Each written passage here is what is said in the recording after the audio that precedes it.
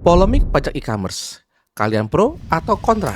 Oke, sebelumnya saya disclaimer terlebih dahulu bahwa aturan ini belum dirilis secara resmi dan pendapat ini merupakan point of view saya melihat arah kebijakan dan spirit dari aturan yang akan dijalankan oleh pemerintah. Baru-baru ini di Indonesia kembali dihebohkan dengan wacana DJP untuk mengenakan pajak pada para pedagang e-commerce. Seperti biasa, para netizen pasti langsung bereaksi dengan melayangkan komentar di berbagai platform media sosial. Ada yang bilang malak mulu nih kerjanya, pajak terus naikin tapi korupsi dibiarin. Gimana nasib pedagang online? Margin udah kecil malah dikenakan pajak lagi. Nah, tapi kita coba cek dulu ya, bener gak sih kalau aturan ini bikin pedagang online semakin susah?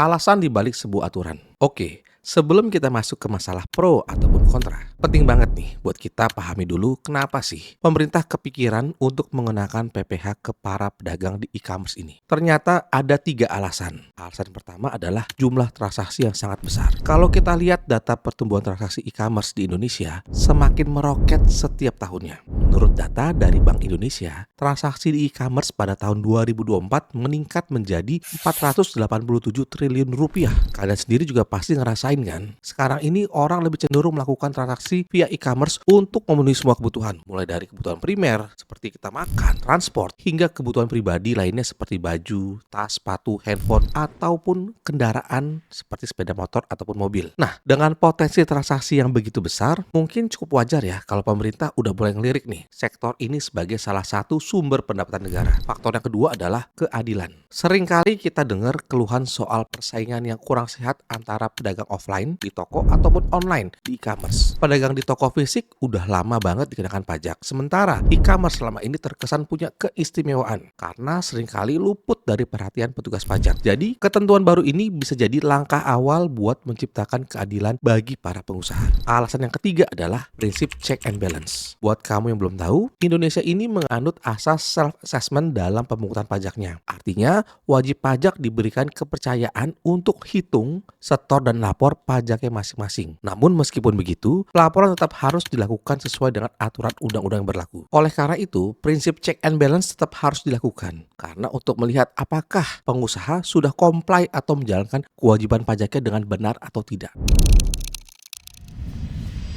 DJP menyebutkan kalau PPh yang akan dikenakan pedagang online e-commerce merupakan PPh pasal 22 dengan tarif 0,5% melalui skema pemotongan yang dilakukan oleh e-commerce. Nah, ini menarik. Pertama, tarif 0,5% yang diberlakukan adalah tarif pajak paling kecil yang sekarang sedang berlaku di Indonesia. Kalau kamu pengusaha UMKM, kamu pasti udah nggak asing lagi dengan tarif pajak yang satu ini. Kedua, kenapa tarif 0,5% ini diklasifikasikan sebagai PPh pasal 22? Padahal tarif 0,5% umumnya kita ketahui itu tergolong PPh final. Ternyata ini adalah strategi pemerintah agar pajak ini tidak hanya dikenakan bagi pengusaha kelas UMKM, tapi juga berlaku untuk semua. Jadi skala besar juga akan dikenakan pajak ini. Mungkin di antara kalian ada yang bertanya, tapi kalau pengusaha kelas kakap kok pajaknya cuma 0,5%? Jawabannya adalah basis data. Pemerintah punya kepentingan untuk memperluas basis data wajib pajak karena suka atau tidak suka, basis wajib pajak di Indonesia kecil sekali.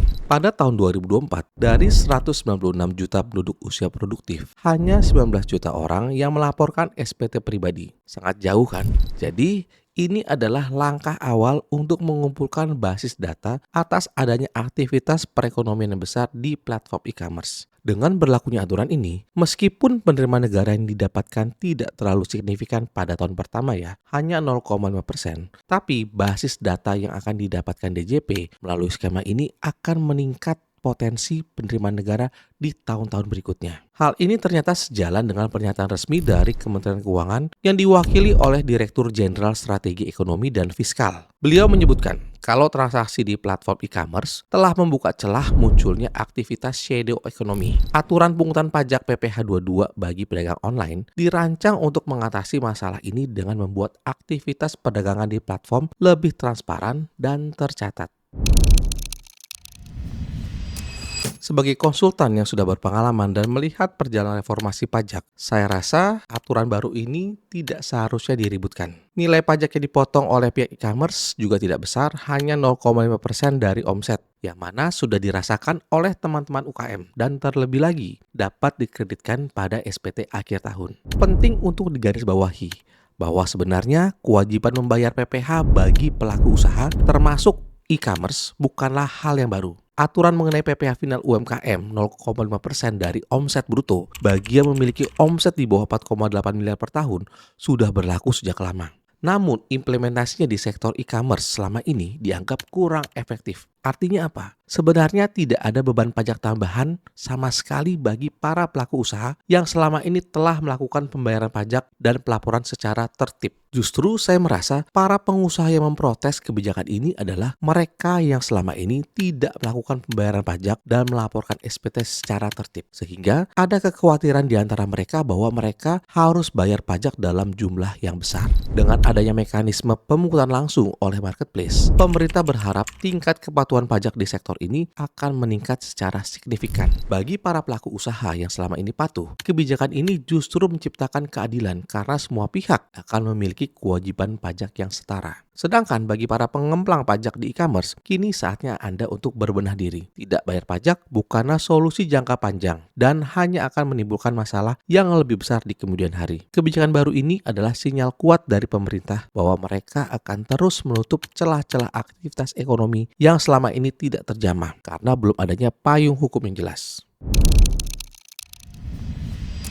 Jadi, setelah ini kita bedah bersama. Saya rasa kebijakan mengenai PPh e-commerce ini adalah kebijakan yang cerdas dari pemerintah. Saya pribadi setuju dengan adanya kebijakan baru ini karena akan menciptakan keadilan dan meningkatkan pendapatan negara. Selain itu, perubahan ini secara khusus memberikan tekanan signifikan kepada para pelaku usaha online yang selama ini belum menjalankan kewajiban pajaknya dengan baik. Transparansi yang dipaksakan dan pemotongan otomatis oleh marketplace akan menghilangkan celah penerimaan negara yang besar. Wajib pajak akan dipaksa untuk segera beradaptasi dengan sistem yang lebih ketat. Kebijakan ini benar-benar menandai babak baru dalam regulasi ekonomi digital. Terakhir, saya pribadi berharap pemerintah tidak hanya fokus pada pembuatan aturan untuk menambah penerimaan negara, tetapi juga memberikan pendampingan dan edukasi yang memadai bagi seluruh pelaku e-commerce, terutama UMKM, terkait kewajiban perpajakan yang baru ini. Sistem yang mudah dipahami, biaya kepatuhan terjangkau, dan insentif bagi usaha kecil yang patuh akan menjadi kunci keberhasilan implementasi kebijakan ini. Sebagaimana Bu Sri Mulyani pernah bilang, bayar pajak harus semudah